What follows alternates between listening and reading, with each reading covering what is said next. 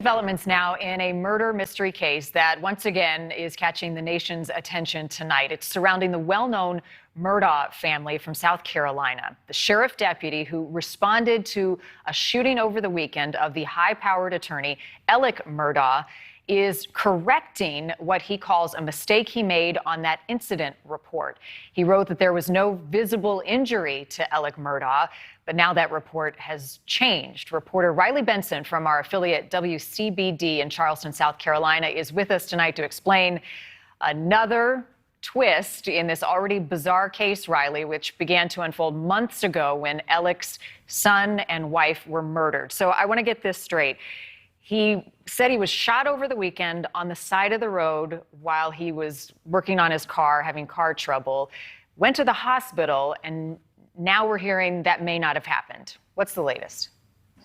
Well, we got two updates today. We'll start with the South Carolina Law Enforcement Division's update from the Hampton County Sheriff's Office. That report came out and it said that the box was checked that there was no visible major injury to Alex Murdaugh after the shooting happened over the weekend on Saturday. A corrected, redacted version of that statement came back later in the afternoon today saying that there was, in fact, a major injury to Alex Murdaugh that did send him to a hospital in Savannah. He was airlifted there. Now, we also heard from a family attorney who is also friends with the Murdaugh family. They were able to give us some more information on Alex's injuries that he was sustained in the shooting. It kind of paints a clearer picture, and it really tells us more about what happened. So the family had told Attorney Jim Griffin that Alex suffered a significant head injury. There was an entry point from this gunshot. There was a skull fracture, and there was minor brain bleeding in two places. So this is what the family attorney is telling us today. We confirmed that earlier this afternoon, and that would line up more with the second redacted report that we got on the shooting incident that happened near Barnville, South Carolina on Saturday, saying that there was, in fact, a major injury to Alex Murdaugh, going against that first statement that said that there was no visible injury to Alex Murdaugh. Investigating any case is complicated. It has a lot of layers. But are investigators being transparent about why this appears to be on the surface just such a mess?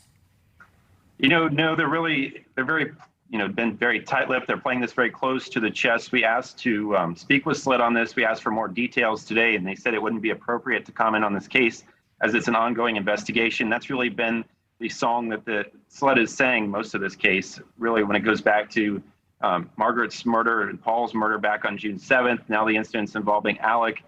It's been very closely played to the chest. They aren't giving a lot of details, saying that it would be just inappropriate to comment at this time. Riley, as people from all across the country watch this case and kind of the bizarre details continue to unfold, I mean, there is a family at the center of this that has been devastated.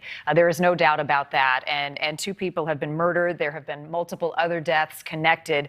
As we watch this as outsiders, it's one thing. But what are people in the community there where you are saying about this?